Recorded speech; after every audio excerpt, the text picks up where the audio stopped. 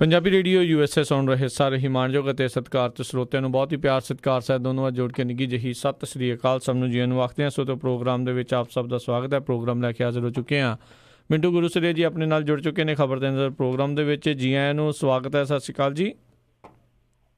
ਸ਼ੁਕਰੀਆ ਜੀ ਸਾਰਿਆਂ ਨੂੰ, ਸਤਿ ਸ੍ਰੀ ਅਕਾਲ। ਸਾਡੇ ਅੱਜ ਦੇ ਪ੍ਰੋਗਰਾਮ ਖਬਰ ਤੇ ਨਜ਼ਰ ਉਸ ਨੂੰ ਸਪਾਂਸਰ ਕਰਦੇ ਨੇ ਖਾਲਸਾ ਇੰਸ਼ੋਰੈਂਸ ਏਜੰਸੀ ਵਾਲੇ, ਜਿਨ੍ਹਾਂ ਦੇ ਕੋਲੋਂ ਤੁਸੀਂ ਹਰ ਇੱਕ ਤਰੀਕੇ ਦੀ ਇੰਸ਼ੋਰੈਂਸ ਕਰਵਾ ਸਕਦੇ ਹੋ। ਇੰਸ਼ੋਰੈਂਸ ਬਾਰੇ ਪਤਾ ਕਰਨ ਲਈ ਕਾਲ ਕਰੋ ਨੰਬਰ 408-272-2500 ਦੇ ਉੱਤੇ। ਇਸ ਦੇ ਨਾਲ Krishan Dhanota ji university, Jaspal Singh Sacramento, Jassi Gill plumbing ਵਾਲੇ Bakersfield, Gurmukh Singh Johal Bakersfield, Jagtar Singh Anandpuri Union City ਤੋਂ, GN ਟਾਇਰ ਐਂਡ ਲੂਬ ਵਾਲੇ, ਜਿਨ੍ਹਾਂ ਦੇ ਕੋਲੋਂ ਤੁਸੀਂ truck wash, oil change, air ਬ੍ਰੇਕਾਂ ਦਾ ਕੰਮ ਕਰਵਾ ਸਕਦੇ ਹੋ। ਨਵੇਂ ਪੁਰਾਣੇ ਟਾਇਰ ਵਾਜਿਬ ਕੀਮਤਾਂ 'ਤੇ ਖਰੀਦ ਸਕਦੇ ਹੋ।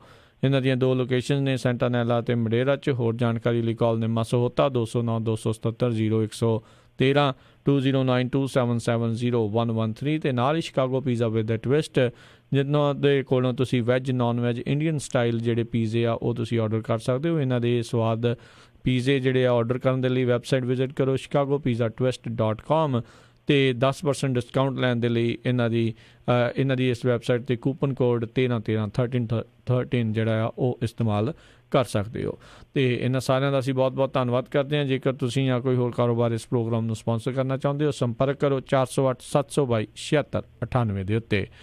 ਮਿੰਟੂ ਜੀ, ਗੱਲਬਾਤ ਦਾ ਸਿਲਸਿਲਾ ਸ਼ੁਰੂ ਕਰਦੇ ਹਾਂ। ਜਿਮਣੀ ਚੋਣਾਂ ਦੇ ਨਤੀਜੇ ਜਿਹੜੇ ਆ ਗਏ ਆ, ਸ਼ਾਹਕੋਟ ਦੇ ਵਿੱਚ ਕਾਂਗਰਸ ਨੇ ਅਕਾਲੀ ਦਲ ਤੋਂ ਜਿਹੜੀ ਸੀਟ ਖੋਹੀ, ਆਮ ਆਦਮੀ ਪਾਰਟੀ ਦਾ ਬਹੁਤ ਬੁਰਾ ਹਾਲ। ਪਹਿਲਾਂ ਤੇ ਇਹ ਕਨਫਿਊਜ਼ਨ ਹੈ ਕਿ ਗੱਲ ਕਿੱਥੋਂ ਸ਼ੁਰੂ ਕੀਤੀ ਜਾਵੇ, ਸ਼ਾਹਕੋਟ ਤੋਂ ਜਾਂ ਜੋ ਕੋਟ ਇਹਨਾਂ ਨੂੰ ਹੋਇਆ ਭਾਰਤੀ ਜਨਤਾ ਪਾਰਟੀ ਵਾਲਿਆਂ ਨੂੰ ਜੀ। ਪਹਿਲਾਂ ਆਪਾਂ ਭਾਰਤੀ ਜਨਤਾ ਪਾਰਟੀ ਦੀ ਗੱਲ ਕਰ ਲੈਂਦੇ ਹਾਂ, ਕਿਉਂਕਿ ਦੇਖੋ ਭਾਰਤੀ ਜਨਤਾ ਪਾਰਟੀ ਨਾਲ ਇਸ ਵੇਲੇ ਜਿਮਨੀ ਚੋਣਾਂ 'ਚ ਬਹੁਤ ਬੁਰੀ ਹੋ ਰਹੀ, ਜਾਂ ਕਹਿ ਲਈਏ ਜੱਗੋ 13ਵੀਂ ਹੋਣ ਡਈ ਆ ਜੀ। ਜਿਹੜੀਆਂ ਅੱਜ 11 ਵਿਧਾਨ ਸਭਾ ਸੀਟਾਂ ਦੇ ਨਤੀਜੇ ਆਏ ਆ, ਉਹਨਾਂ ਦੇ ਵਿੱਚੋਂ ਝੁੱਗੇ ਚੋਂ ਇਹਨਾਂ ਦੇ ਹਿੱਸੇ 1.25 ਲੱਖ ਸੀਟ ਆਈ ਆ ਸਿਰਫ ਇੱਕ ਮਾਤਰ। ਬਾਕੀ 10 ਦੀਆਂ 10 ਸੀਟਾਂ ਜਿਹੜੀਆਂ ਉਹ ਦੂਸਰੇ ਲੈ ਗਏ, ਜਿਨ੍ਹਾਂ ਦੇ ਵਿੱਚ 6 ਅਦਰਸ ਆ, 4 ਜਿਹੜੀਆਂ ਸੀਟਾਂ ਉਹ ਕਾਂਗਰਸੀ ਜਿੱਤ ਗਏ। ਪੂਰੇ ਦੇਸ਼ ਦੇ ਵਿੱਚ ਕਈ ਸਟੇਟਾਂ 'ਚ ਹੋਈਆਂ ਸੀਗੀਆਂ ਚੋਣਾਂ, ਜਿੱਦਾਂ ਬੰਗਾਲ ਵੀ ਸੀਗਾ, UP ਵੀ ਸੀਗਾ, ਇਸ ਤੋਂ ਇਲਾਵਾ ਪੰਜਾਬ ਵੀ ਆ ਗਿਆ, ਹੋਰ ਬੰਗਾਲ ਵੀ ਸੀ, ਕਈ ਸਟੇਟਾਂ ਸਨ ਕੁੱਲ ਮਿਲਾ ਕੇ, ਮਹਾਰਾਸ਼ਟਰ ਦੀ ਵੀ ਸੀਗੀ ਸੀਟ। ਸੋ ਦੂਸਰੇ ਪਾਸੇ ਲੋਕ ਸਭਾ ਦੀਆਂ ਸੀਗੀਆਂ 4 ਜ਼ਿਮਨੀ ਚੋਣਾਂ। ਉਹਨਾਂ ਦੇ ਵਿੱਚ ਦੇਖੋ ਇਹਨਾਂ ਦੇ ਕੋਲ ਜਿਹੜੀਆਂ 3 ਸੀਟਾਂ ਸੀਗੀਆਂ, ਜਿੱਦਾਂ ਪਾਲਘਰ ਦੀ ਵੀ ਸੀਟ ਇਹਨਾਂ ਦੇ ਕੋਲ ਸੀਗੀ। ਇਸ ਤੋਂ ਇਲਾਵਾ ਕੈਰਾਨਾ, ਜਿਹਦੇ ਤੇ ਪੂਰੇ ਮੁਲਕ ਦਾ ਇਸ ਸਮੇਂ ਸਾਰਾ ਧਿਆਨ ਕੇਂਦਰਿਤ ਹੋਇਆ ਪਿਆ ਸੀਗਾ, ਉਹ ਵੀ ਸੀਟ ਇਹਨਾਂ ਦੇ ਕੋਲ ਸੀ। ਇਸ ਤੋਂ ਇਲਾਵਾ ਭੰਡਾਰਾ ਗੋਂਡਿਆ, ਜਿਹੜੀ ਕਿ ਮਹਾਰਾਸ਼ਟਰ 'ਚ ਪੈਂਦੀ ਆ, ਉਹ ਵੀ ਸੀਟ ਇਹਨਾਂ ਦੇ ਕੋਲ ਸੀਗੀ। ਤਾਂ ਇਹ ਜਿਹੜੀਆਂ 3 ਸੀਟਾਂ ਇਹਨਾਂ ਦੀਆਂ ਸੀਗੀਆਂ, ਇਹਨਾਂ ਤਿੰਨਾਂ 'ਚੋਂ ਇੱਕ ਹੀ ਬਚੀ ਆ, 2 ਇਹ ਉੱਥੋਂ ਵੀ ਹਾਰ ਗਏ ਆ।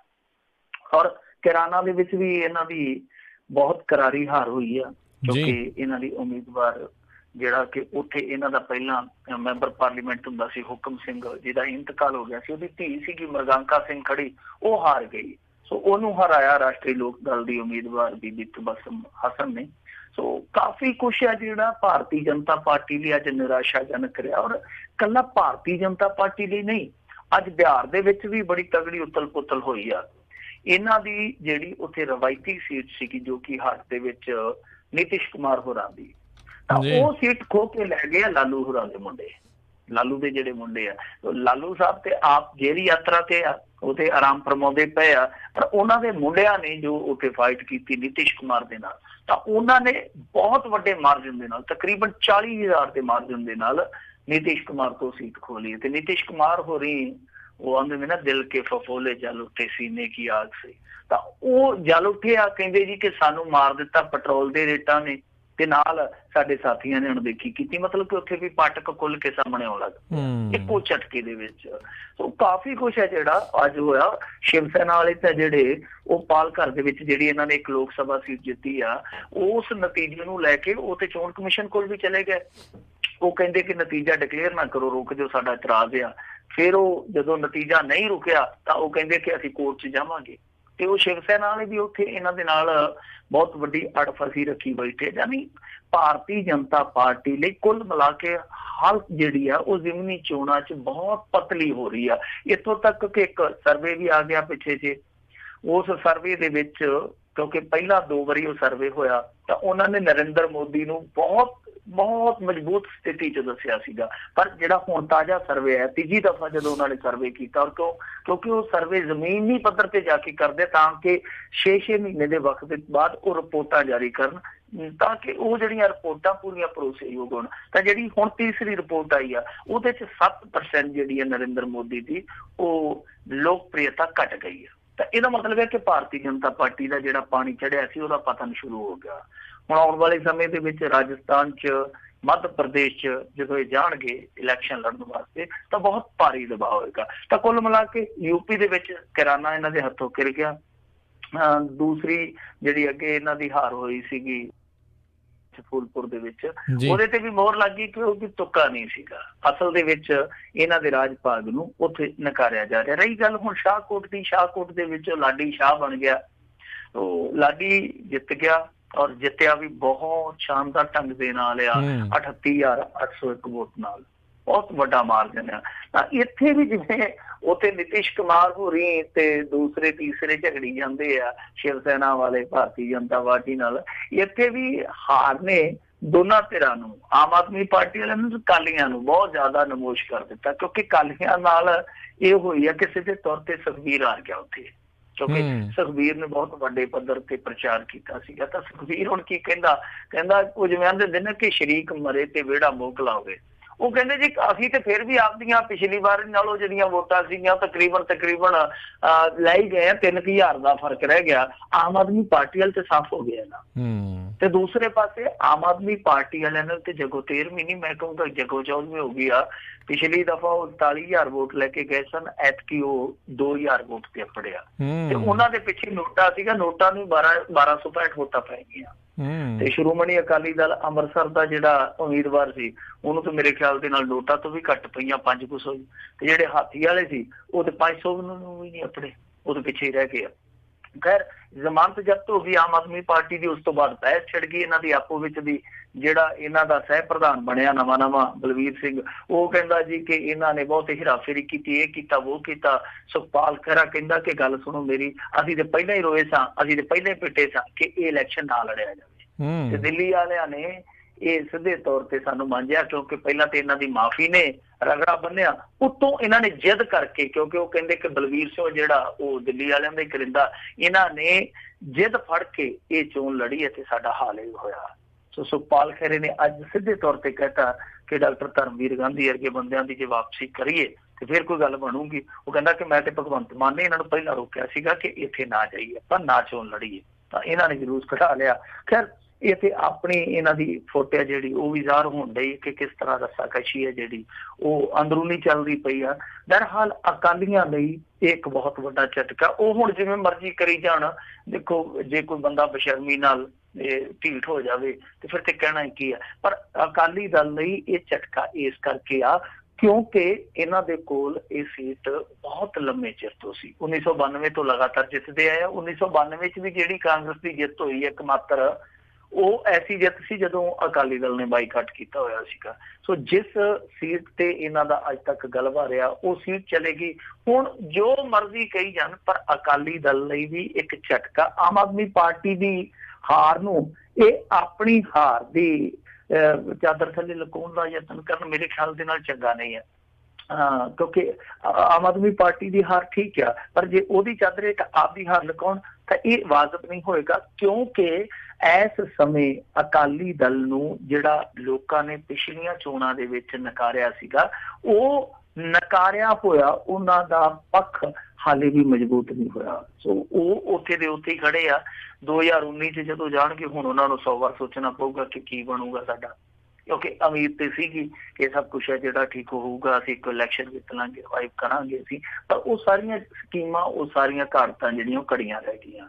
ਬਹਰਹਾਲ ਹੁਣ ਚੀਰ-ਫਾੜ ਹੋਏਗਾ, ਕਾਰਨ ਜਾਣੇ ਜਾਣਗੇ, ਬਹੁਤ ਸਾਰੀਆਂ ਚੀਜ਼ਾਂ ਜਿਹੜੀਆਂ ਉਹ ਦੂਸ਼ਣਬਾਜ਼ੀ ਦੇ ਰੂਪ ਦੇ ਵਿੱਚ ਵੀ ਸਾਹਮਣੇ ਆਉਣਗੀਆਂ। ਪਰ ਸਭ ਤੋਂ ਵੱਡੀ ਚੁਣੌਤੀ ਜਿਹੜੀ ਆ ਉਹ ਇਸ ਸਮੇਂ ਆਮ ਆਦਮੀ ਪਾਰਟੀ ਦੀ ਆ ਕਿ ਜਿਸ ਆਮ ਆਦਮੀ ਪਾਰਟੀ ਦੀ ਗੁੱਡੀ ਚੜੀ ਸੀਗੀ ਉਹ ਅੱਜ ਇਸ ਹਾਲਤ ਦੇ ਵਿੱਚ ਪਹੁੰਚ ਗਈ ਹੈ ਕਿ ਆਉਣ ਵਾਲੇ ਸਮੇਂ ਦੇ ਵਿੱਚ ਆਮ ਆਦਮੀ ਪਾਰਟੀ ਹੈ ਜਿਹੜੀ, ਹੋ ਸਕਦਾ ਕਿ ਬਹੁਤ ਜ਼ਿਆਦਾ ਇਹਦੋਂ ਵੀ ਸ਼ਾਇਦ ਥੱਲੇ ਉਹ ਜਾ ਸਕਦੀ ਹੈ ਜੇ ਇਹਨੂੰ ਰੋਕਿਆ ਨਾ ਗਿਆ। ਜੀ ਜੀ ਜੀ। ਅਗਲੀ ਜਿਹੜੀ ਆਪਾਂ ਮਿੰਟੂ ਜੀ ਗੱਲ ਕਰਦੇ, ਭਾਜਪਾ ਦੇ ਫਰਜ਼ੀ ਨਿਕਲੇ ਬੂਥ ਪ੍ਰਧਾਨ। ਦੇਖੋ ਜਿਹੜੇ ਬੂਥ ਪ੍ਰਧਾਨ ਇਹਨਾਂ ਨੇ ਬਣਾਏ ਸੀ ਕਿ ਉਹ ਤੇ ਇਹਨਾਂ ਦੇ ਬੂਥ ਲਵਾ ਗਏ। ਦੇਖੋ ਗੱਲ ਇਹ ਆ ਕਿ ਰਾਜਸਥਾਨ ਦੇ ਵਿੱਚ ਇਹਨਾਂ ਨੇ ਨਾ ਬੂਥ ਪ੍ਰਧਾਨ ਬਣਾਏ ਸੀਗੇ, ਕਿਉਂਕਿ ਦੇਖੋ ਬੂਥ ਬਹੁਤ ਮਹੱਤਤਾ ਰੱਖਦਾ। ਬੂਥ ਦੇ ਉੱਤੇ ਜਿਹੜੀਆਂ ਤੁਹਾਡੀਆਂ ਟੀਮਾਂ ਕੰਮ ਕਰਦੀਆਂ ਨੇ, ਉਹਨਾਂ ਦਾ ਕੰਮ ਕੀ ਹੁੰਦਾ ਕਿ ਉਹਨਾਂ ਨੇ ਵੋਟਰ ਨੂੰ ਘਰੋਂ ਕੱਢ ਕੇ ਬੂਥ ਤੱਕ ਲਿਜਾਣਾ। ਯਾਨੀ ਜਿਹੜੀ ਸਭ ਤੋਂ ਅਹਿਮ ਕੜੀ ਆ ਇਲੈਕਸ਼ਨ ਪ੍ਰਕਿਰਿਆ ਦੇ ਵਿੱਚ, ਉਹ ਹੁੰਦੀ ਆ ਕਿਸੇ ਵੋਟਰ ਨੂੰ ਬੂਥ ਤੱਕ ਲਿਜਾਣਾ। ਔਰ ਇਹ ਜ਼ਿੰਮੇਵਾਰੀ ਹੁੰਦੀ ਆ ਬੂਥ ਤੇ ਜਿਹੜੀ ਤਾਇਨਾਤ ਹੁੰਦੀ ਹੈ ਟੀਮ। ਜਿਵੇਂ ਕਿਸੇ ਨੇ ਕੋਈ ਫੰਡ ਅਪਣਾਇਆ ਹੁੰਦਾ, ਤੁਹਾਨੂੰ ਯਾਦ ਹੋਣਾ ਆਮ ਆਦਮੀ ਪਾਰਟੀ ਵਾਲਿਆਂ ਨੇ ਵੀ ਬੂਥ ਲੈਵਲ ਦੀਆਂ ਕਮੇਟੀਆਂ ਬਣਾਈਆਂ ਸੀਗੀਆਂ। ਸੋ ਇਹ ਦਿੱਲੀ ਦੇ ਵਿੱਚ ਇਹਨਾਂ ਦਾ ਫੰਡਾ ਬਹੁਤ ਚੱਲਿਆ ਸੀਗਾ। ਕਾਂਗਰਸ ਵਾਲਿਆਂ ਨੇ ਵੀ ਬਾਅਦ ਦੇ ਵਿੱਚ ਇਹ ਫੰਡਾ ਅਖਤਿਆਰ ਕੀਤਾ ਸੀ। ਭਾਰਤੀ ਜਨਤਾ ਪਾਰਟੀ ਦਾ ਵੀ ਫੰਡਾ ਇਹ ਕਈ ਸਟੇਟਾਂ ਦੇ ਵਿੱਚ ਕੰਮ ਕਰ ਗਿਆ ਸੀਗਾ। ਪਰ ਐਤਕੀ ਹੁਣ ਜਿਹੜੀ ਇਹਨਾਂ ਦੇ ਨਾਲ ਹੋਈ ਆ, ਉਹ ਬੜਾ ਵੱਡਾ ਭੰਬਲ ਭੂਸਾ ਬਣਾ ਗਈ ਆ। ਹੋਇਆ ਕੀ ਆ ਕਿ ਇਹਨਾਂ ਨੇ 51,000 ਬੂਥ ਪ੍ਰਧਾਨ ਬਣਾਏ ਸੀਗੇ। ਤਾਂ ਜਦੋਂ ਹੁਣ ਇਹਨਾਂ ਨੇ ਵੈਰੀਫਾਈ ਕੀਤੇ, ਜਿਹੜੇ ਉਹਨਾਂ ਦੇ ਟੈਲੀਫੋਨ ਨੰਬਰ ਸੀ, ਜਦੋਂ ਉਹਨਾਂ ਤੇ ਟੈਲੀਫੋਨ ਕੀਤੇ ਤਾਂ ਕਮਾਲ ਦੀ ਗੱਲ ਇਹ ਆ ਕਿ ਉਹਨਾਂ 51,000 ਚੋਂ 25,000 ਜਿਹੜੇ ਸੀਗੇ ਉਹ ਫਰਜ਼ੀ ਪਾਏ ਗਏ। ਮਤਲਬ ਕਿ 50% ਜਿਹੜੇ ਉਹਨਾਂ ਦੇ ਬੂਥ ਪ੍ਰਧਾਨ ਸੀਗੇ ਉਹ ਜਾਲੀ ਨਿਕਲੇ ਆ। ਹੁਣ ਇਹ ਕਿੱਦਾਂ ਰਜਿਸਟਰਡ ਹੋ ਗਏ, ਕਿਹਨਾਂ ਨੇ ਕਰਵਾ ਦਿੱਤੇ, ਕੌਣ ਇਹ ਲੋਕ ਸਨ, ਇਹ ਸਾਰਾ ਭਾਰਤੀ ਜਨਤਾ ਪਾਰਟੀ ਫੋਲਾਫਾਲੀ 'ਚ ਲੱਗੀ ਪਈ ਆ ਕਿ ਸਾਡੇ ਨਾਲ ਹੋਈ ਤੇ ਹੋਈ ਕੀ ਆ। ਕਿਉਂਕਿ ਦੇਖੋ ਕੁਛ ਮਹੀਨਿਆਂ ਤੱਕ ਉੱਥੇ ਰਾਜਸਥਾਨ ਦੇ ਅੰਦਰ ਇਲੈਕਸ਼ਨ ਆ। ਇਹਨਾਂ ਦੀ ਸਥਿਤੀ ਉੱਥੇ ਬਹੁਤ ਜ਼ਿਆਦਾ ਪਤਲੀ ਹੋਈ ਪਈ ਆ। ਤੁਹਾਨੂੰ ਯਾਦ ਹੀ ਹੋਣਾ ਆ ਪਿੱਛੇ ਜੇ 2 ਲੋਕ ਸਭਾ ਸੀਟਾਂ ਹਾਰ ਗਏ ਸੀਗੇ ਜਿਮਨੀ ਚੋਣ। ਵੈਸੇ ਵੀ ਜਿਮਨੀ ਚੋਣ ਤੇ ਇੱਕ ਤਰ੍ਹਾਂ ਨਾਲ ਚਿਮਣੀ ਬਣ ਗਈ ਇਹਨਾਂ ਲਈ, ਜਿਹਦੇ ਤੇ ਕਦੇ ਨਹੀਂ ਚੜ ਸਕਦੇ। ਤਾਂ ਉੱਥੇ ਲੋਕ ਸਭਾ ਦੀਆਂ 2 ਸੀਟਾਂ ਦੀ ਚੋਣ ਹੋਈ ਸੀਗੀ ਬਾਈ ਇਲੈਕਸ਼ਨ, ਅਜਮੇਰ ਔਰ ਅਲਵਰ, ਉਹ ਹਾਰ ਗਏ ਸੀਗੇ। ਫਿਰ ਇਸ ਤੋਂ ਇਲਾਵਾ ਮੰਡਲਗੜ੍ਹ ਸੀਟ ਸੀ ਵਿਧਾਨ ਸਭਾ ਦੀ, ਉਹ ਬਾਈ ਇਲੈਕਸ਼ਨ ਹੋਈ ਸੀਗੀ, ਉਹ ਵੀ ਹਾਰ ਗਏ ਸੀਗੇ। ਤਾਂ ਉੱਥੇ ਇਹਨਾਂ ਦੇ ਆਪਸ ਦੇ ਵਿੱਚ ਧੜੇ ਲੜੀ ਜਾਂਦੇ ਆ, ਬੁਰਾ ਹਾਲ ਹੈ, ਬੌਂਕੇ ਦਿਹਾੜੇ ਆ। ਤਾਂ ਉੱਥੇ ਇਹ ਚੀਜ਼ ਸਾਹਮਣੇ ਆ ਜਾਣੀ, ਇਹ ਬਹੁਤ ਇਹਨਾਂ ਲਈ ਘਾਟੇ ਬੰਦਾ ਸਾਬਤ ਹੋ ਸਕਦੀ ਹੈ। ਕਿਉਂਕਿ ਹੁਣ ਸਮਾਂ ਬਹੁਤ ਲੱਗੇਗਾ। ਜੇ ਇਹ ਇੰਨੀਆਂ ਜ਼ਿਆਦੀਆਂ ਨਿਯੁਕਤੀਆਂ ਦੁਬਾਰਾ ਕਰਦੇ ਆ ਤਾਂ ਉਹ ਜਦੋਂ ਐਕਟਿਵ ਹੋਣਗੇ ਉਦੋਂ ਤੱਕ ਕਾਂਗਰਸ ਬਹੁਤ ਅੱਗੇ ਨਿਕਲ ਚੁੱਕੀ ਹੋਏਗੀ। ਕਿਉਂਕਿ ਕਾਂਗਰਸ ਨੇ ਇੱਥੇ ਪਹਿਲਾਂ ਹੀ ਆਪਣੇ ਬੂਥ ਤੇ ਯੂਥ ਜਿਹੜੇ ਆ ਉਹ ਤਾਇਨਾਤ ਕੀਤੇ ਹੋਏ ਆ। ਸੋ ਇਹਨਾਂ ਨੇ ਆਪਣਾ ਪਹਿਲਾਂ ਹੀ ਉਹ ਜਿਹੜਾ ਫਾਰਮੈਟ ਸੀਗਾ ਉਹ ਤਿਆਰ ਕਰਕੇ ਆਪੋ ਆਪਣੀਆਂ ਨਿਯੁਕਤੀਆਂ ਕਰਕੇ ਆਪੋ ਆਪਣੀਆਂ ਜ਼ਿੰਮੇਵਾਰੀਆਂ ਉਹਨਾਂ ਨੂੰ ਸੰਭਾਲ ਦਿੱਤੀਆਂ ਸੀਗੀਆਂ। ਸੋ ਹੁਣ ਭਾਰਤੀ ਜਨਤਾ ਪਾਰਟੀ ਦੀ ਇੱਥੇ ਚੁਣੌਤੀ ਇਹ ਆ ਕਿ ਇੰਨੇ ਬੰਦੇ ਅਸੀਂ ਪਹਿਲਾਂ ਤੇ ਲਿਆਈਏ, ਫਿਰ ਉਹਨਾਂ ਨੂੰ ਨਿਯੁਕਤ ਕਰੀਏ, ਫਿਰ ਉਹਨਾਂ ਨੂੰ ਕੰਮ ਕਰਨ ਦਾ ਢੰਗ ਦੱਸੀਏ ਔਰ ਉਸ ਤੋਂ ਬਾਅਦ ਉਹਨਾਂ ਨੂੰ ਕੰਮੇ ਲਾਈਏ, ਤਾਂ ਉਦੋਂ ਤੱਕ ਪਾਣੀ ਹੈ ਜਿਹੜਾ ਪਤਨ ਤੋਂ ਬਹੁਤ ਵਹਿ ਚੁੱਕਾ ਹੋਏਗਾ। ਸੋ ਭਾਰਤੀ ਜਨਤਾ ਪਾਰਟੀ ਨਮੋਸ਼ੀ ਦਾ ਸਾਹਮਣਾ ਕਰਦੀ ਪਈ ਹੈ ਇਸ ਸਮੇਂ ਕਿ ਆਖਰ ਸਾਡੇ ਨਾਲ ਹੋਇਆ ਤੇ ਹੋਇਆ ਕੀ ਆ। ਜੀ ਜੀ ਜੀ। ਅਗਲੀ ਜਿਹੜੀ ਆਪਾਂ ਮਿੰਟੂ ਜੀ ਗੱਲ ਕਰਦੇ ਹਾਂ, ਕਹਿੰਦੇ ਰਾਮਦੇਵ ਦੀ ਜਿਹੜੀ ਇੱਕ ਐਪ ਕਿੰਬੋ ਉਹ ਹੁਣ ਗਾਇਬ ਹੋ ਗਈ ਹੈ। ਥੋੜ੍ਹੇ ਚਿਰ ਪਹਿਲੇ ਤਾਂ ਲਾਂਚ ਹੋਈ ਸੀ। ਮੇਰੇ ਖਿਆਲ ਦੇ ਨਾਲ ਗਿੱਲ ਹਰਦੀਪ ਦੀ ਇੱਕ ਕੈਸਟ ਆਈ ਸੀ, ਸ਼ੀਮੋ ਨਹੀਂ ਲੱਭਦੀ, ਸ਼ਾਇਦ ਇਸ ਤਰ੍ਹਾਂ ਦਾ ਉਹ ਗਾਣਾ ਸੀਗਾ, ਟਾਈਟਲ ਸੀਗਾ। ਤੇ ਇਹ ਵੀ ਕਹਿ ਸਕਦੇ ਕਿੰਬੋ ਨਹੀਂ ਲੱਭਦੀ, ਗਾਇਬ ਹੋ ਗਈ ਆ ਕਿਸੇ ਪਾਸੇ। ਇਹਨੇ WhatsApp ਨੂੰ ਟੱਕਰ ਦੇਣ ਲਈ ਇੱਕ ਕਿੰਬੋ ਐਪ ਬਣਾਈ ਸੀ ਇੱਕ। ਤਾਂ ਇਹ ਐਪ ਜਿਹੜੀ ਆ ਉਹ ਗੂਗਲ ਪਲੇ ਸਟੋਰ ਤੋਂ ਅਚਾਨਕ ਗਾਇਬ ਹੋ ਗਈ ਆ। ਹੁਣ ਇਹ ਲੱਭਦੀ ਨਹੀਂ ਪਈ। ਦੱਸਦੇ ਇਹ ਆ ਕਿ iOS ਐਪ ਸਟੋਰ ਤੇ ਤਾਂ ਹੈਗੀ ਆ, ਪਰ ਗੂਗਲ ਪਲੇ ਸਟੋਰ ਤੋਂ ਇਹ ਇਸ ਤਰ੍ਹਾਂ ਗਾਇਬ ਹੋ ਗਈ ਹੈ ਜਿਵੇਂ ਗਧੇ ਦੇ ਸਿਰ ਤੋਂ ਸਿੰਗ ਹੁੰਦੇ ਆ। ਕਾਰਨ ਇਹ ਦੱਸਿਆ ਜਾ ਰਿਹਾ ਹੈ ਕਿ ਇਹ ਜਿਹੜੀ ਸਵਦੇਸ਼ੀ ਐਪ, ਵੈਸੇ ਅੱਜ ਕੱਲ ਸਵਦੇਸ਼ੀ ਦਾ ਫੰਡਾ ਵੀ ਬੜਾ ਅਜੀਬੋ-ਗਰੀਬ ਆ। ਪਿੱਛੇ ਜੇ ਇਸੇ ਬਾਬੇ ਨੇ ਇੱਕ ਸਿਮ ਜਾਰੀ ਕਰ ਦਿੱਤਾ BSNL ਦੇ ਨਾਲ ਰਲ ਕੇ ਕਿ ਇਹ ਸਵਦੇਸ਼ੀ ਸਿਮ ਆ। ਤਾਂ ਲੋਕੀ ਕਹਿੰਦੇ ਕਿ ਸਵਦੇਸ਼ੀ ਸਿਮ ਕੀ ਸਵਦੇਸ਼ੀ ਫੋਨਾਂ 'ਚ ਹੀ ਪਊਗਾ, ਕਿਉਂਕਿ ਬਹੁਤੇ ਲੋਕ ਤੇ ਚਾਈਨਾ ਮੇਡ ਫੋਨ ਇਸਤੇਮਾਲ ਕਰਦੇ ਆ ਇੰਡੀਆ 'ਚ। ਸੋ ਸਵਦੇਸ਼ੀ ਦਾ ਫੰਡਾ ਅਜੀਬੋ-ਗਰੀਬ ਹੈ। ਤਾਂ ਇਹਨੇ ਦੂਜੇ ਤੀਜੇ ਦਿਨ ਹੀ 2-3 ਦਿਨ ਪਹਿਲਾਂ ਹੀ ਸਿਮ ਲਾਂਚ ਕੀਤਾ ਸੀਗਾ। ਹੁਣ 2-3 ਦਿਨਾਂ ਬਾਅਦ ਹੀ ਐਪ ਆ ਗਈ ਕਿੰਬੋ। ਤਾਂ ਕਿੰਬੋ ਦਾ ਹਸ਼ਰ ਇਹ ਹੋਇਆ ਕਿ ਉਹ ਗੂਗਲ ਪਲੇ ਸਟੋਰ ਤੋਂ ਉੱਡ ਗਈ। ਉਹਦਾ ਕਾਰਨ ਇਹ ਦੱਸਿਆ ਜਾ ਰਿਹਾ ਕਿ ਇੱਕ ਤੇ ਇਹ ਹੈ ਕਿ ਉਹਦੇ 'ਚ ਖਾਮੀਆਂ ਬਹੁਤ ਸੀਗੀਆਂ। ਔਰ ਦੂਜੀ ਚੀਜ਼ ਇਹ ਆ ਕਿ ਡਾਟਾ ਵੀ ਹੈ ਜਿਹੜਾ ਉਹ ਇੱਧਰ ਉੱਧਰ ਹੁੰਦਾ ਪਿਆ ਸੀਗਾ, ਇੱਥੋਂ ਤੱਕ ਕਿ ਦੂਸਰੇ ਦੀ ਜਾਣਕਾਰੀ ਵੀ ਦੂਸਰੇ ਤੱਕ ਐਕਸੈਸ ਹੋ ਜਾਂਦੀ ਸੀ ਬੜੇ ਆਰਾਮ ਨਾਲ। ਕੁਝ ਯੂਜ਼ਰਸ ਨੇ ਇਹ ਵੀ ਕਿਹਾ ਕਿ ਅਸੀਂ ਅਨਇੰਸਟਾਲ ਕਰ ਦਿੱਤਾ ਇਹਨੂੰ ਹਾਰ ਕੇ, ਪਰ ਬਾਵਜੂਦ ਇਸ ਦੇ ਸਾਡੇ ਫੋਨ ਦੇ ਵਿੱਚ ਇਹ ਐਪ ਸ਼ੋ ਹੋ ਰਹੀ ਆ। ਸੋ ਇਸ ਤਰ੍ਹਾਂ ਦੀਆਂ ਜਦੋਂ ਪ੍ਰਤੀਕਿਰਿਆਵਾਂ ਆਈਆਂ ਤੋਂ ਕੋਈ ਬਾਹਰੋਂ ਤਕਨੀਕੀ ਮਾਹਰ ਆ, ਉਹਨੇ ਟਿੱਪਣੀ ਕੀਤੀ ਕਿ ਇਹ ਕਿੰਬੋ ਐਪ ਇੱਕ ਮਜ਼ਾਕ ਆ। ਸੋ ਜਦੋਂ ਇਸ ਤਰ੍ਹਾਂ ਦੀਆਂ ਤਰੁੱਟੀਆਂ ਸਾਹਮਣੇ ਆਈਆਂ, ਕਮੀਆਂ ਸਾਹਮਣੇ ਆਈਆਂ, ਤਾਂ ਹੀ ਦੱਸਦੇ ਆ ਕਿ ਗੂਗਲ ਪਲੇ ਸਟੋਰ ਤੋਂ ਇਹ ਐਪ ਉੱਡ ਗਈ ਆ। ਬਹਰਹਾਲ 50,000 ਯੂਜ਼ਰ ਸੀਗੇ ਜਿਹੜੇ ਜਿਨ੍ਹਾਂ ਨੇ ਡਾਊਨਲੋਡ ਕੀਤੀ ਸੀਗੀ, ਉਹ ਸਮਝਦੇ ਆ ਕਿ ਹੁਣ ਥੋੜੀ ਜਿਹੀ ਰਾਹਤ ਮਿਲੀ ਆ। ਬਾਬਾ ਤੇ ਸਾਨੂੰ ਚੱਕਰਾਂ 'ਚ ਹੀ ਪਾ ਚੱਲਿਆ ਸੀ, ਕਿਉਂਕਿ ਜਿਵੇਂ ਜਿਵੇਂ ਇਹਦੀਆਂ ਖਾਮੀਆਂ ਸਾਹਮਣੇ ਆਈਆਂ ਤਿਵੇਂ ਤਿਵੇਂ ਪ੍ਰਤੀਕਿਰਿਆਵਾਂ ਆਈਆਂ, ਜਿਵੇਂ ਜਿਵੇਂ ਪ੍ਰਤੀਕਿਰਿਆਵਾਂ ਸਾਹਮਣੇ ਆਈਆਂ ਤਿਵੇਂ ਤਿਵੇਂ ਲੋਕਾਂ 'ਚ ਬੇਚੈਨੀ ਜੀ ਵੱਧ ਗਈ। ਖੈਰ ਇਹਦੀ ਜਿਹੜੀ ਕਿੰਬੋ ਐਪ ਸੀ ਉਹ ਇੱਕ ਵਾਰੀ ਵਾਪਸ ਹੋ ਗਈ ਆ। ਬਾਬਾ ਹੁਣ ਇਸ ਕਿੰਬੋ ਨੂੰ ਕਿੱਥੋਂ ਲੱਭ ਕੇ ਲਿਆਉਂਦਾ, ਕਿਸ ਢੰਗ ਨਾਲ ਲੱਭ ਕੇ ਲਿਆਉਂਦਾ, ਉਹ ਸਮਾਂ ਦੱਸੂਗਾ। ਪਰ ਜਿਸ ਤਰੀਕੇ ਨਾਲ ਇਹ ਸਵਦੇਸ਼ੀ ਚੀਜ਼ਾਂ ਦਾ ਨਿਰਮਾਣ ਕਰੀ ਜਾਂਦਾ, ਲੋਕ ਡਰਦੇ ਪਏ ਆ ਕਿ ਕਿਸੇ ਦਿਨ ਇਹ ਕੋਈ ਪਰਮਾਣੂ ਹਥਿਆਰ ਹੀ ਨਾ ਬਣਾ ਲਵੇ, ਜਿਸ ਤਰੀਕੇ ਨਾਲ ਪਤੰਜਲੀ ਦੇ ਟੈਗ ਲਾ ਲਾ ਕੇ ਚੀਜ਼ਾਂ ਬਣਾ ਕੇ ਪੇਸ਼ ਕਰੀ ਜਾਂਦਾ। ਕੋਈ ਭਰੋਸਾ ਨਹੀਂ ਜੀ, ਬਿਲਕੁਲ। ਅਗਲੀ ਜਿਹੜੀ ਆਪਾਂ ਗੱਲ ਕਰਦੇ ਹਾਂ, ਬੇਅੰਤ ਸਿੰਘ ਦੇ ਜਿਹੜੇ DSP ਪੋਤੇ ਦੇ ਰਾਹ 'ਚ ਕਿੰਨੇ ਨਵੇਂ ਰੋੜੇ ਆ? ਉਹਦਾ ਮਾਮਲਾ ਕੋਰਟ ਕਚਹਿਰੀਆਂ 'ਚ ਜਾਣਾ ਹੀ ਜਾਣਾ ਸੀਗਾ। ਜਦੋਂ ਇਹਦੀ ਨਿਯੁਕਤੀ ਹੋਈ ਆ ਉਦੋਂ ਹੀ ਕਿਆਫੇ ਲੱਗਦੇ ਸੀਗੇ ਕਿ ਇਹ ਮਾਮਲਾ ਜਿਹੜਾ ਜਿੰਨਾ ਸਿੱਧਾ ਪੇਸ਼ ਕਰਦੇ ਪਏ ਆ ਉਹਨਾਂ ਸਿੱਧਾ ਹੈ ਨਹੀਂ, ਇਹ ਜਲੇਬੀ ਵਾਂਗੂ ਕਈ ਵਲਾਮਲੇ ਮੈਂ ਆਲਿਆ। ਤਾਂ ਹੁਣ ਇਸ ਮਾਮਲੇ ਨੂੰ ਚੁਣੌਤੀ ਦੇ ਦਿੱਤੀ ਗਈ ਹਾਈ ਕੋਰਟ ਦੇ ਵਿੱਚ। ਚੁਣੌਤੀ ਦਿੱਤੀ ਆ ਠੇਕਾ ਆਧਾਰਿਤ ਅਧਿਆਪਕ ਯੂਨੀਅਨ ਵੱਲੋਂ। ਇਹਨਾਂ ਅਧਿਆਪਕਾਂ ਨੇ ਜਾ ਕੇ ਜਿਹੜੀ ਰਿਟ ਪਟੀਸ਼ਨ ਫਾਈਲ ਕੀਤੀ ਆ, ਉਹਦੇ 'ਚ ਸਭ ਤੋਂ ਵੱਡਾ ਨੁਕਤਾ ਇਹੋ ਉਭਾਰਿਆ ਕਿ ਜਿਹੜੀ ਇਹਦੀ BA ਡਿਗਰੀ ਆ ਜਿਹਦੇ ਆਧਾਰ ਤੇ ਇਹਨੂੰ ਨੌਕਰੀ ਦਿੱਤੀ ਗਈ ਆ, ਉਹ ਇੱਥੋਂ ਦੀ ਯੂਨੀਵਰਸਿਟੀ ਦੀ ਨਹੀਂ ਹੈਗੀ। ਉਹ ਇੱਕ ਦੱਖਣ ਦੀ ਯੂਨੀਵਰਸਿਟੀ ਆ ਜਿਹਨੂੰ ਆਪਾਂ ਡਿਸਟੈਂਸ ਐਜੂਕੇਸ਼ਨ ਕਹਿ ਦਿੰਦੇ ਹਾਂ।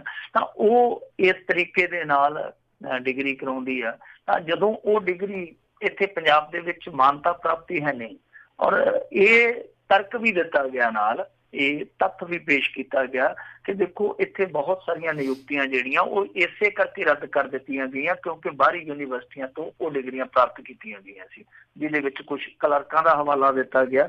ਇਸ ਤੋਂ ਇਲਾਵਾ ਕੁਝ ਅਧਿਆਪਕਾਂ ਦਾ ਵੀ ਹਵਾਲਾ ਦਿੱਤਾ ਗਿਆ। ਉਹ ਕਹਿੰਦੇ ਕਿ ਇਸ ਆਧਾਰ ਤੇ ਪਹਿਲਾਂ ਇਹ ਨਿਯੁਕਤੀਆਂ ਰੱਦ ਕੀਤੀਆਂ ਗਈਆਂ ਨੇ ਪੰਜਾਬ ਸਰਕਾਰ ਵੱਲੋਂ, ਤਾਂ ਫਿਰ ਇਸ ਪਰਿਵਾਰ ਨੂੰ, ਇਸ ਖਾਸ ਬੰਦੇ ਨੂੰ ਕਿਉਂ ਇਸ ਤਰ੍ਹਾਂ ਦੀ ਰਾਇਤ ਦਿੱਤੀ ਜਾ ਰਹੀ ਹੈ।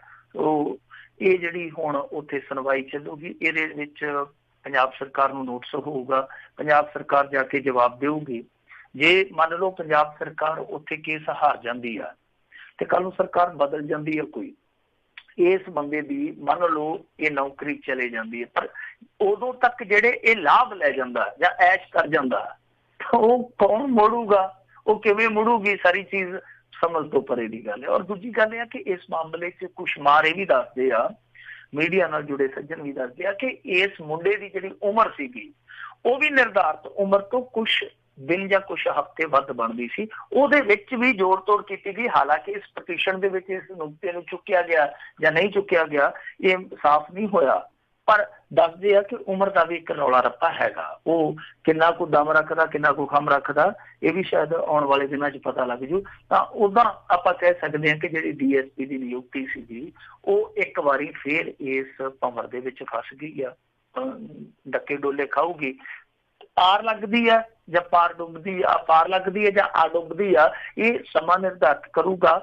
ਪਰ ਇੱਕ ਚੀਜ਼ ਜਿਹੜੀ ਹੈ ਉਹ ਤੈਅ ਆ ਕਿ ਦੇਖੋ ਸਾਰੀਆਂ ਚੀਜ਼ਾਂ ਜਿਹੜੀਆਂ ਉਹ ਉਲਟ ਸੀ ਇਸ ਨਿਯੁਕਤੀ ਦੇ, ਪਰ ਬਾਵਜੂਦ ਇਸ ਦੇ ਕੈਪਟਨ ਅਮਰਿੰਦਰ ਸਿੰਘ ਦੀ ਸਰਕਾਰ ਨੇ ਹਿੱਕ ਢਾਹ ਕੇ ਉਹਨਾਂ ਦੇ ਘਰ ਨੌਕਰੀ ਸੁੱਟੀ ਆ।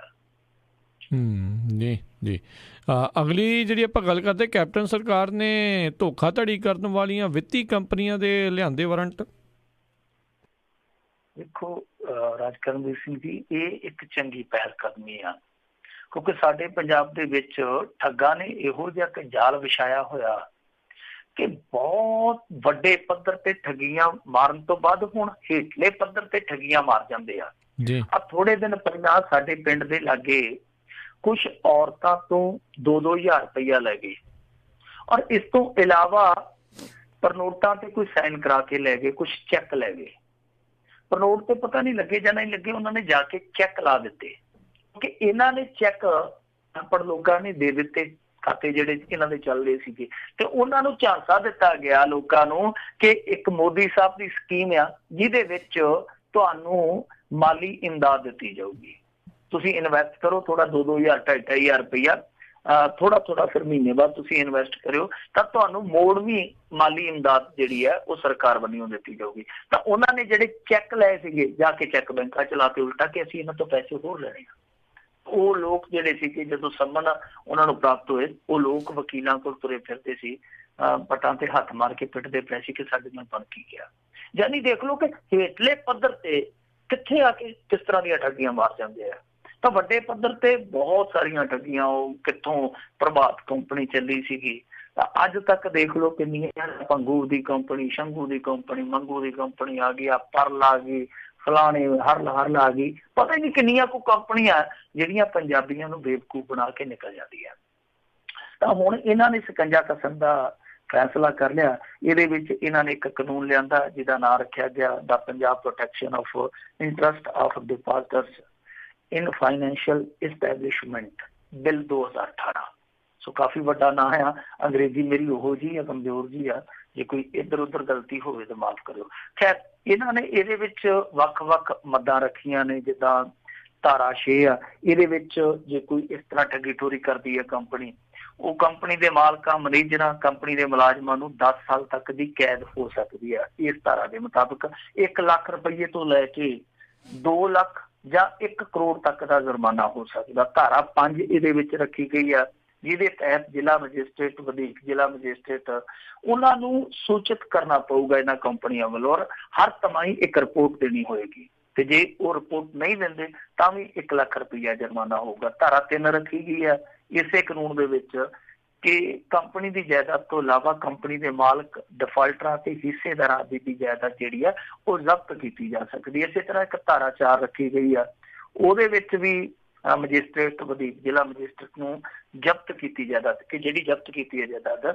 ਉਹ ਫੈਸਲੇ ਜਿਹੜੇ ਉਹ ਉਹਦੇ ਅਨੁਸਾਰ ਵੇਚਣ ਦੇ ਜਾਂ ਅੱਗੇ ਉਹ ਵੇਚ ਵੱਟ ਕੇ ਜਿਹੜੇ ਇਨਵੈਸਟਰ ਹੈ ਉਹਨਾਂ ਨੂੰ ਦੇਣ ਦੇ ਅਧਿਕਾਰ ਹੋਣਗੇ। ਯਾਨੀ ਜ਼ਮੀਨ ਜਿਹੜੀ ਜ਼ਬਤ ਕੀਤੀ ਜਾਊਗੀ ਠੱਗਾਂ ਦੀ, ਤਾਂ ਉਹ ਜ਼ਮੀਨ ਦੇ ਵੇਚਣ ਦੇ ਅਧਿਕਾਰ ਜਿਹੜੇ ਆ ਉਹ ਮੈਜਿਸਟ੍ਰੇਟ ਵਧੀਕ ਜ਼ਿਲ੍ਹਾ ਮੈਜਿਸਟ੍ਰੇਟ ਨੂੰ ਹੋਣਗੇ। ਇਸ ਤੋਂ ਇਲਾਵਾ ਇੱਕ ਧਾਰਾ 8 ਰੱਖੀ ਆ, ਉਹਦੇ ਵਿੱਚ ਸੈਸ਼ਨ ਜੱਜ ਦੀਆਂ ਜਿਹੜੀਆਂ ਅਦਾਲਤਾਂ ਨੇ ਉਹਨਾਂ ਨੂੰ ਅਧਿਕਾਰ ਦਿੱਤੇ ਗਏ ਆ ਕਿ ਉਹ ਮੁਲਾਜ਼ਮਾਂ ਦੀਆਂ ਅਗਾਊ ਜ਼ਮਾਨਤਾਂ ਜਿਹੜੀਆਂ ਹੁੰਦੀਆਂ ਉਹਨਾਂ ਤੇ ਰੋਕ ਲਾ ਸਕਦੇ ਆ। ਸੋ ਇਸ ਤਰ੍ਹਾਂ ਦੇ ਬਹੁਤ ਸਖਤ ਕਾਨੂੰਨ ਇਹਨਾਂ ਨੇ ਬਣਾਏ ਆ, ਇਹ ਜਿਹੜੀਆਂ ਵਿੱਤੀ ਕੰਪਨੀਆਂ ਠੱਗੀ ਠੋਰੀ ਕਰਦੀਆਂ।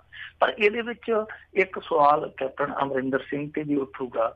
ਇਹ ਕੈਪਟਨ ਅਮਰਿੰਦਰ ਸਿੰਘ ਉਹੀ ਕੈਪਟਨ ਅਮਰਿੰਦਰ ਸਿੰਘ ਆ ਜਦੋਂ ਬਠਿੰਡੇ ਦੇ ਵਿੱਚ ਅਕਾਲੀਆਂ ਨੇ ਸਦਭਾਵਨਾ ਰੈਲੀ ਕੀਤੀ ਸੀ, ਤਾਂ ਉਸੇ ਜਗ੍ਹਾ ਤੇ ਜਾ ਕੇ ਪਰਲ ਕਲੋਨੀ ਦੇ ਵਿੱਚ ਜਾ ਕੇ ਬਠਿੰਡੇ ਅੰਦਰ ਕੈਪਟਨ ਅਮਰਿੰਦਰ ਸਿੰਘ ਨੇ ਰੈਲੀ ਕੀਤੀ ਸੀ। ਔਰ ਉਹ ਪਰਲ ਕੰਪਨੀ ਜਿਹਦਾ ਬਹੁਤ ਵੱਡਾ ਨਾਮ ਆ ਠੱਗੀ ਠੋਰੀ ਦੇ ਮਾਮਲੇ 'ਚ, ਕਿਉਂਕਿ ਉਹਨਾਂ ਤੇ ਦੋਸ਼ ਲੱਗਦਾ ਕਿ ਹਜ਼ਾਰਾਂ ਕਰੋੜ ਦੀ ਠੱਗੀ ਉਹਨਾਂ ਨੇ ਇਨਵੈਸਟਰਸ ਦੇ ਨਾਲ ਮਾਰੀ ਆ। ਔਰ ਜਿਸ ਦਿਨ ਕੈਪਟਨ ਅਮਰਿੰਦਰ ਸਿੰਘ ਨੇ ਰੈਲੀ ਕੀਤੀ ਸੀ, ਉਸ ਦਿਨ ਵੀ ਲੋਕ ਜਿਹੜੇ ਉੱਥੋਂ ਦੇ ਇਨਵੈਸਟਰ ਸੀ ਉਹ ਪਿੱਟਦੇ ਪਏ ਸੀਗੇ ਕਿ ਸਾਡੀ ਗੱਲ ਸੁਣੋ। ਤਾਂ ਅੱਜ ਤੱਕ ਉਹ ਜਿਹੜੇ ਇਨਵੈਸਟਰਸ ਆ ਜਿਹੜੀ ਉਸ ਕੰਪਨੀ ਦੀ ਠੱਗੀ ਦਾ ਸ਼ਿਕਾਰ ਹੋਇਆ, ਉਹ ਅੱਜ ਵੀ ਇਨਸਾਫ ਲਈ ਤਰਸਦੇ ਪਏ ਆ। ਤਾਂ ਕੈਪਟਨ ਅਮਰਿੰਦਰ ਸਿੰਘ ਨੂੰ ਇੱਧਰ ਵੀ ਧਿਆਨ ਦੇਣ ਦੀ ਜ਼ਰੂਰਤ ਆ। ਕਿਉਂਕਿ ਲੋਕ ਜਵਾਬ ਮੰਗਦੇ ਸੀ ਇਸ ਗੱਲ ਦਾ ਕਿ ਇੱਕੋ ਬੰਦੇ ਦੀ ਕਲੋਨੀ ਦੇ ਵਿੱਚ ਅਕਾਲੀ ਵੀ ਜਾ ਕੇ ਰੈਲੀ ਕਰਦੇ ਆ, ਉਸੇ ਦੀ ਜਾਇਦਾਦ ਦੇ ਵਿੱਚ ਜਾ ਕੇ ਫਿਰ ਕਾਂਗਰਸੀ ਵੀ ਰੈਲੀ ਕਰ ਲੈਂਦੇ। ਇਹਦਾ ਮਤਲਬ ਇਹ ਆ ਕਿ ਉਹ ਜਿਹੜਾ ਬੰਦਾ ਜਿਹੜਾ SM ਠੱਗੀ ਠੋਰੀ ਦੇ ਦੋਸ਼ ਦੇ ਵਿੱਚ ਜੇਲ੍ਹ ਕੱਟਦਾ ਪਿਆ, ਉਹਦੀ ਸਾਂਝ ਭਿਆਲੀ ਹੈ ਜਿਹੜੀ ਉਹ ਇਹਨਾਂ ਦੇ ਨਾਲ ਵੀ ਉਹਨਾਂ ਦੇ ਨਾਲ ਵੀ ਹੈ। ਇਹ ਸਾਰੀਆਂ ਚੀਜ਼ਾਂ ਜਿਹੜੀਆਂ ਨੇ, ਜਿਹੜੀ ਸ਼ੈਲਟਰਿੰਗ ਹੁੰਦੀ ਆ, ਤਾਂ ਇਹ ਸ਼ੈਲਟਰਿੰਗ ਵੀ ਬੰਦ ਹੋਣੀ ਚਾਹੀਦੀ ਆ। ਠੀਕ ਆ ਕਾਨੂੰਨ ਲੈਂਦੇ ਆ, ਪਰ ਇਹ ਕਾਨੂੰਨ ਕੰਮ ਤਾਂ ਹੀ ਕਰਨਗੇ ਜੇ ਤੁਹਾਡੇ ਬੰਦੇ ਡਿੱਕੇ ਨਹੀਂ ਲਾਉਣਗੇ ਵਿੱਚ, ਜਾਂ ਤੁਸੀਂ ਕਿਸੇ ਨੂੰ ਬਚਾਓਗੇ ਨਹੀਂ ਗਾ। ਜੀ ਜੀ। ਅਗਲੀ ਗੱਲ ਕਰੀਏ, ਵਿਧਾਨਕ ਸਕੱਤਰ ਲੱਗਣ ਤੋਂ ਭੱਜਣ ਲੱਗੇ ਕਾਂਗਰਸੀ ਵਿਧਾਇਕ।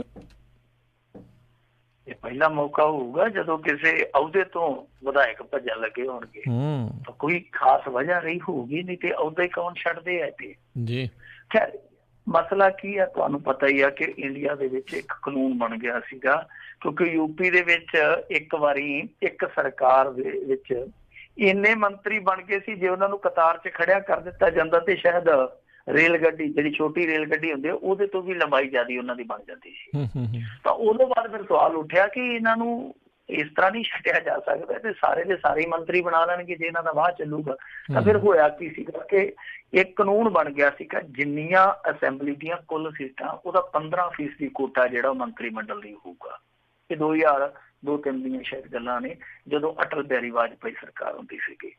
ਤਾਂ ਉਸ ਤੋਂ ਬਾਅਦ ਹੋਇਆ ਕੀ ਆ ਕਿ ਇਹ ਜਿਹੜੇ ਲੋਕ ਜਿਨ੍ਹਾਂ ਨੇ ਸੰਵਿਧਾਨ ਦਾ ਪਾਲਣ ਕਰਨਾ ਹੁੰਦਾ, ਕਾਇਦੇ ਕਾਨੂੰਨ ਮੰਨਣੇ ਹੁੰਦੇ ਆ ਜਾਂ ਲਾਗੂ ਕਰਨੇ ਹੁੰਦੇ ਆ, ਇਹ ਬਾਈਪਾਸ ਕਰਨ ਦਾ ਕੋਈ ਨਾ ਕੋਈ ਰਸਤਾ ਲੱਭ ਲੈਂਦੇ ਆ ਇਹਨਾਂ ਨੇਮ ਕਾਇਦਿਆਂ ਨੂੰ। ਤਾਂ ਇਹਨਾਂ ਨੇ CPS ਬਣਾਉਣੇ ਸ਼ੁਰੂ ਕਰ ਦਿੱਤੇ ਔਰ ਇਹਦੀ ਪਿਰਤ ਜਿਹੜੀ ਉਹ ਕੈਪਟਨ ਅਮਰਿੰਦਰ ਸਿੰਘ ਨੇ ਪਾਈ ਸੀ ਸਭ ਤੋਂ ਪਹਿਲਾਂ।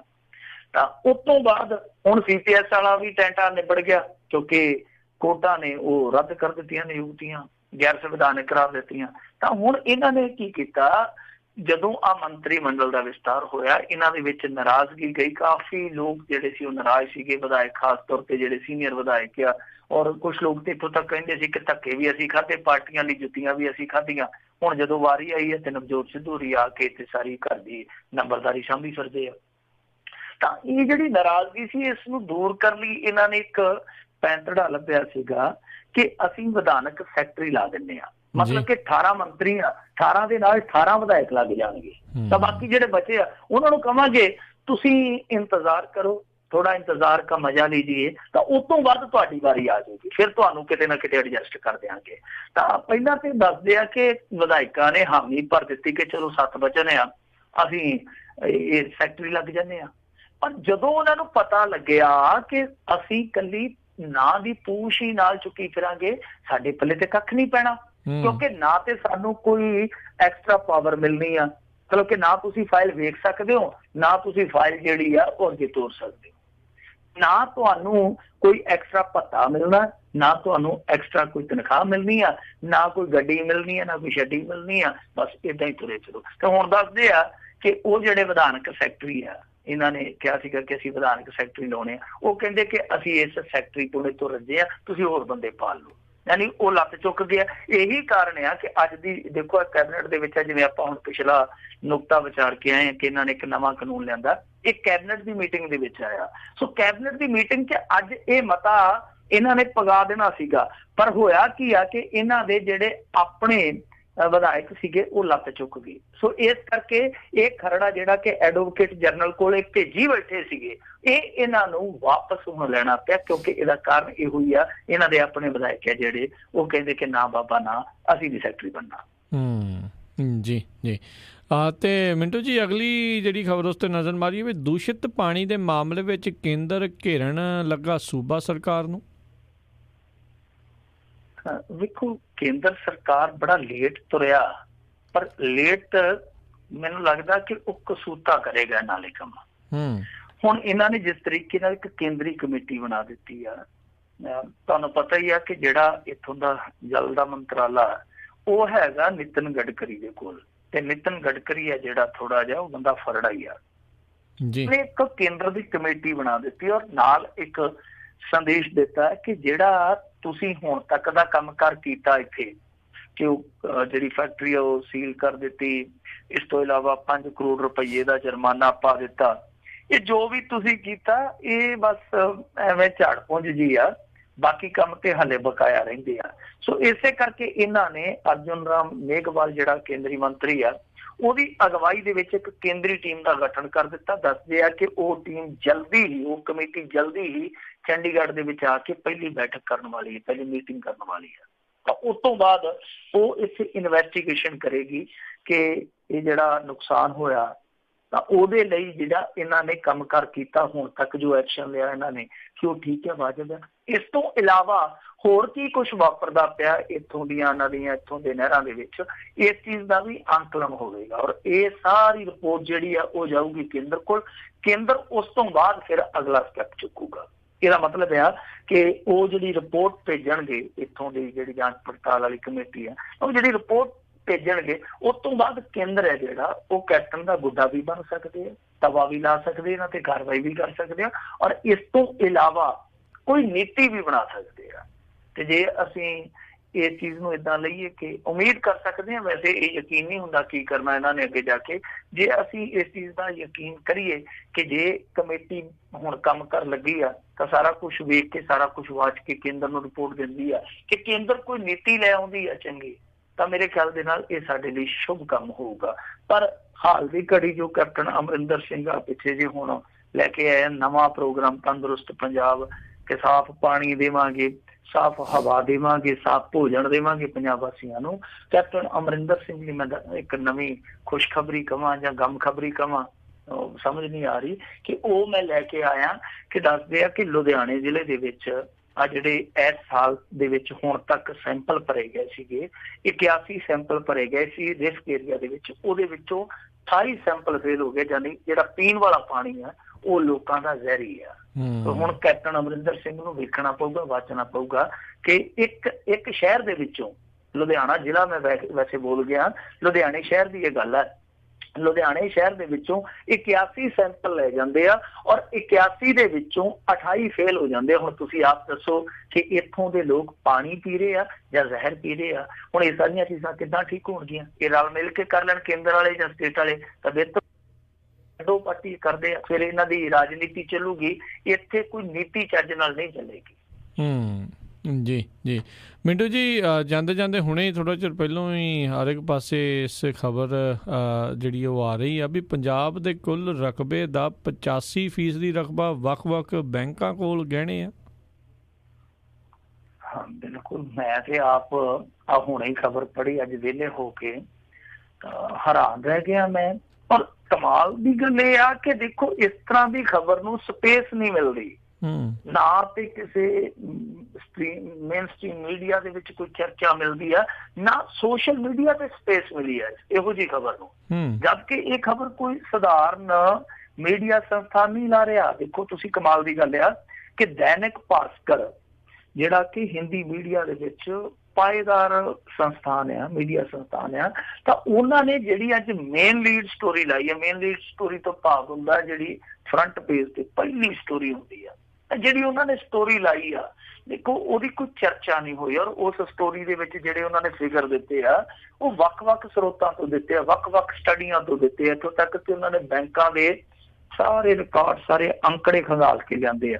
ਉਹਨਾਂ ਨੇ ਜੋ ਦਾਅਵਾ ਕੀਤਾ ਉਹ ਵਾਕਈ ਹੈਰਾਨ ਕਰਨ ਵਾਲਾ, ਜਾਂ ਕਹੀਏ ਕਿ ਪਰੇਸ਼ਾਨ ਕਰਨ ਵਾਲਾ, ਮੇਰੇ ਲਈ ਤਾਂ ਫਿਊਜ਼ ਉਡਾਉਣ ਵਾਲਾ। ਬਿਲਕੁਲ, ਉਹ ਦੱਸਦੇ ਆ ਕਿ ਦੇਖੋ ਸਾਡਾ ਜਿਹੜਾ 41 ਲੱਖ ਹੈਕਟੇਅਰ ਹੁੰਦਾ 2.5 ਕਿੱਲਿਆਂ ਦਾ, ਤਾਂ ਉਹ ਕਹਿੰਦੇ ਆ ਕਿ ਜਿਹੜਾ ਪੰਜਾਬ ਦਾ 41 ਲੱਖ ਹੈਕਟੇਅਰ ਰਕਬਾ, ਉਹਦੇ ਚੋਂ 85% ਭਾਵ 34,63,000 ਹੈਕਟੇਅਰ ਜਿਹੜਾ ਉਹ ਬੈਂਕਾਂ ਦੇ ਕੋਲ ਗਿਰਵੀ ਆ, ਭਾਵ ਬੈਂਕਾਂ ਦੇ ਕੋਲ ਗਹਿਣੇ ਆ। ਇਸ ਤੋਂ ਇਲਾਵਾ ਉਹਨਾਂ ਨੇ ਅਗਲੀ ਚੀਜ਼ ਜਿਹੜੀ ਕਹੀ ਆ, ਉਹ ਕਹਿੰਦੇ ਸੀਮਾਂਤ ਕਿਸਾਨ, ਸੀਮਾਂਤ ਤੋਂ ਭਾਵ ਹੁੰਦਾ 2.5 ਕਿੱਲਿਆਂ ਤੋਂ ਥੱਲੇ ਵਾਲਾ ਕਿਸਾਨ, ਕਿ ਸੀਮਾਂਤ ਕਿਸਾਨ ਦੇ ਸਿਰ ਤੇ ਐਵਰੇਜ 3,59,892 ਰੁਪਈਆ ਦਾ ਜਿਹੜਾ ਕਰਜ਼ਾ। ਫਿਰ ਇਸ ਤੋਂ ਇਲਾਵਾ ਸੀਮਾਂਤ ਕਿਸਾਨ ਤੋਂ ਬਾਅਦ ਵਾਰੀ ਜਿੱਦਾਂ ਛੋਟੇ ਕਿਸਾਨ ਦੀ ਆ ਜਾਂਦੀ ਹੈ, ਜਿਹਦੇ ਕੋਲ 2.5 ਤੋਂ 5 ਕਿੱਲੇ ਤੱਕ ਦੀ ਪੈਲੀ ਹੁੰਦੀ ਆ, ਤਾਂ ਉਹ ਕਹਿੰਦੇ ਆ ਕਿ ਐਵਰੇਜ ਇਹਨਾਂ ਦੇ ਸਿਰ ਤੇ 7.5 ਲੱਖ ਰੁਪਈਆ ਕਰਜ਼ਾ। ਔਰ ਇਸ ਤੋਂ ਇਲਾਵਾ ਜਿਹੜੇ ਮੱਧ ਕਿਸਾਨ ਆ ਜਾਂਦੇ ਆ, ਮੱਧ ਵਰਗੀ ਕਿਸਾਨ ਆ ਜਾਂਦੇ ਆ, ਜਿੱਦਾਂ 10 ਕਿੱਲੇ ਜ਼ਮੀਨ ਵਾਲੇ, ਤਾਂ ਇਹਨਾਂ ਦੇ ਸਿਰ ਤੇ 10.5 ਲੱਖ ਰੁਪਈਆ ਐਵਰੇਜ ਕਰਜ਼ਾ। ਇਸ ਤੋਂ ਇਲਾਵਾ ਜਿਹੜੇ 10 ਲੱਖ ਤੋਂ ਉੱਤੇ 10 ਕਿੱਲਿਆਂ ਤੋਂ ਉੱਤੇ ਆ ਜਾਂਦੇ ਵੱਡੇ ਕਿਸਾਨ, ਉਹਨਾਂ ਤੇ 21 ਲੱਖ ਐਵਰੇਜ ਕਰਜ਼ਾ। ਔਰ ਇੱਕ ਚੀਜ਼ ਇਹਨਾਂ ਨੇ ਹੋਰ ਬੜੀ ਦਿਲਚਸਪ ਦੱਸੀ ਆ, ਆਮ ਤੌਰ ਤੇ ਆਪਾਂ ਇਹ ਚੀਜ਼ ਸੁਣਦੇ ਆ, ਖਾਸ ਤੌਰ ਤੇ NRI ਵੀਰ ਸ਼ਿਕਵਾ ਕਰਦੇ ਆ ਕਿ ਪੰਜਾਬੀ ਕਰਜ਼ਾ ਲੈ ਲੈਂਦੇ ਆ ਸਾਡੇ ਵੀਰ, ਮੁੜ ਕੇ ਉਹ ਕਰਜ਼ਾ ਜਿਹੜਾ ਇੱਧਰ ਉੱਧਰ ਸ਼ੌਂਕਾਂ 'ਚ ਹੀ ਵੜ ਦਿੰਦੇ ਆ। ਤਾਂ ਇਹਨਾਂ ਨੇ ਜਿਹੜਾ ਫਿਗਰ ਆਊਟ ਕੀਤਾ ਇਸ ਮਾਮਲੇ 'ਚ ਉਹ ਇਹ ਆ ਕਿ 3 ਹਿੱਸੇ ਕਰਜ਼ਾ ਜਿਹੜਾ ਉਹ ਖੇਤੀ ਦੇ ਵਿੱਚ ਹੀ ਲਾਉਂਦੇ ਆ ਕਿਸਾਨ, ਮਤਲਬ ਕਿ ਇੱਕ ਹਿੱਸਾ ਸਿਰਫ 27% ਛੱਡ ਕੇ 73% ਹੈ ਜਿਹੜਾ ਉਹ ਖੇਤੀ ਤੇ ਖਰਚ ਕੀਤਾ ਜਾਂਦਾ, 27% ਹੋਰ ਸਮਾਜਿਕ ਕੰਮਾਂ ਕਾਰਾਂ 'ਚ। ਇਹਦੇ ਵਿੱਚ ਇਹਨਾਂ ਨੇ ਇਹ ਵੀ ਹਵਾਲਾ ਦਿੱਤਾ ਕਿ ਅੱਜ ਦੀ ਘੜੀ ਮੁੰਡੇ ਕੁੜੀਆਂ ਨੂੰ ਬਾਹਰ ਭੇਜਣ ਲਈ ਵੀ ਕਰਜ਼ਾ ਚੁੱਕਿਆ ਜਾ ਰਿਹਾ। ਇਸ ਤੋਂ ਬਾਅਦ ਇਹਨਾਂ ਨੇ ਜਿਹੜੀ ਅਗਲੀ ਚੀਜ਼ ਕਹੀ ਆ, ਅਗਲੀ ਚੀਜ਼ ਉਹ ਕਹੀ ਆ ਕਿ ਦੇਖੋ 3.5 ਲੱਖ ਟਰੈਕਟਰ ਹੈ ਜਿਹੜਾ, ਉਹਦਾ ਮੇਰੇ ਖਿਆਲ ਦੇ ਨਾਲ 6-7 ਲੱਖ ਟਰੈਕਟਰ ਹੋਏਗਾ, ਇਹ ਮੇਰਾ ਅੰਦਾਜ਼ਾ ਹੈ, ਵੈਸੇ ਪੱਕਾ ਮੈਨੂੰ ਪਤਾ ਨਹੀਂ ਹੈ। ਤਾਂ 3.5 ਲੱਖ ਟਰੈਕਟਰ ਹੈ ਜਿਹੜਾ ਉਹ ਵੀ ਗਿਰਵੀ ਆ। 37,000 ਕਰੋੜ ਦੀ ਚੱਲ ਜਾਇਦਾਦ, ਚੱਲ ਤੋਂ ਭਾਵੇਂ ਹੁੰਦਾ ਜਿਹੜੀ ਚੱਲਣ ਫਿਰਨ ਵਾਲੀ, ਜਿਹੜੀ ਮੂਵਬਲ ਪ੍ਰਾਪਰਟੀ ਹੁੰਦੀ ਹੈ ਤਾਂ ਚੱਲ ਜਾਇਦਾਦ ਜਿਹੜੀ ਆ 37,000 ਕਰੋੜ ਦੀ ਉਹ ਵੀ ਮੌਰਗੇਜ ਹੈ। ਤਾਂ ਤੁਸੀਂ ਆਪ ਹੀ ਅੰਦਾਜ਼ਾ ਲਾ ਲਓ ਕਿ ਪੰਜਾਬ ਬਚਿਆ ਕਿੰਨਾ ਕੁ ਹੈ। ਸਾਰੇ ਦਾ ਸਾਰਾ ਤਕਰੀਬਨ ਗਹਿਣੇ ਹੋਇਆ ਪਿਆ। ਜਲੰਧਰ ਦੇ ਇੱਕ ਪਿੰਡ ਦਾ ਹਵਾਲਾ ਦਿੱਤਾ ਗਿਆ ਕਿ ਉਸ ਪਿੰਡ ਦੀ 343 ਕਿੱਲੇ ਜ਼ਮੀਨ ਆ। ਹੋ ਸਕਦਾ ਕੁਝ NRIs ਨੇ ਸੇਫਟੀ ਵਾਸਤੇ ਵੀ ਗਹਿਣੇ ਰੱਖ ਦਿੱਤੀ ਹੋਵੇ, ਥੋੜਾ ਬਹੁਤ ਕਰਜ਼ਾ ਲੈ ਕੇ, ਪਰ ਉਹਦੇ 343 ਕਿੱਲਿਆਂ ਚੋਂ 286 ਕਿੱਲੇ ਜਿਹੜੀ ਜ਼ਮੀਨ ਆ ਉਹ ਮੌਰਗੇਜ ਆ ਬੈਂਕ ਦੇ ਕੋਲ। ਸੋ ਇਹ ਇਸ ਤਰ੍ਹਾਂ ਦੇ ਬਹੁਤ ਅੰਕੜੇ ਦਿੱਤੇ ਆ। ਕਾਫੀ ਇਹ ਦਿਲ ਨੂੰ ਹਲੂਣ ਕੇ ਰੱਖ ਦੇਣ ਵਾਲੀ ਖਬਰ ਆ ਕਿ ਅਸੀਂ ਆਪਣਾ ਪੰਜਾਬ ਕਹਿੰਦੇ ਆ, ਪਰ ਆਪਣਾ ਪੰਜਾਬ ਸਾਡਾ ਘੱਟ ਰਿਹਾ, ਥੋੜਾ ਘੱਟ ਰਹਿ ਗਿਆ, ਬੈਂਕ ਦਾ ਪੰਜਾਬ ਹੀ ਜ਼ਿਆਦਾ ਰਹਿ ਗਿਆ। ਜੀ ਜੀ ਜੀ ਜੀ ਬਿਲਕੁਲ, ਇਹ ਬਹੁਤ ਅਫਸੋਸ ਵਾਲੀ ਗੱਲ ਆ ਅਤੇ ਵਾਕਿਆ ਹੀ ਇਹ ਚਿੰਤਾ ਦਾ ਵਿਸ਼ਾ ਆ। ਹਰ ਇੱਕ ਨੂੰ ਇਸ ਦੇ ਪ੍ਰਤੀ ਸੋਚਣ ਦੀ ਜ਼ਰੂਰਤ ਆ। ਅਤੇ ਇੱਥੇ ਹੀ ਜਿਹੜਾ ਆਪਣੇ ਅੱਜ ਦੇ ਪ੍ਰੋਗਰਾਮ ਦੀ ਆਪਾਂ ਸਮਾਪਤੀ ਕਰਦੇ ਹਾਂ। ਮਿਲਾਂਗੇ ਆਪਾਂ ਆਪਣੇ ਸਰੋਤਿਆਂ ਨੂੰ ਅਗਲੀ ਵਾਰ। ਉਦੋਂ ਤੱਕ ਲਈ ਮੇਰੇ ਵੱਲੋਂ ਤੁਹਾਨੂੰ ਸਾਰਿਆਂ ਨੂੰ ਬਹੁਤ ਪਿਆਰ ਸਤਿਕਾਰ ਸਰ। ਨਿੱਗੀ ਜੀ ਸਤਿ ਸ਼੍ਰੀ ਅਕਾਲ, ਮਿੰਟੂ ਜੀ ਪਿਆਰ ਭਰੀ ਸਤਿ ਸ਼੍ਰੀ ਅਕਾਲ ਜੀ। ਸਤਿ ਸ਼੍ਰੀ ਅਕਾਲ ਜੀ। ਜੀ ਅਤੇ ਮਿਲਾਂਗੇ ਤੁਹਾਨੂੰ ਸਾਰਿਆਂ ਨੂੰ ਅਗਲੀ ਵਾਰ। ਜਿਹਦੇ ਵਾਸਤੇ ਰਹੋ, ਹੱਸਦੇ ਖੇਡਦੇ ਰਹੋ, ਸੁਣਦੇ ਰਹੋ ਪੰਜਾਬੀ ਰੇਡੀਓ USA।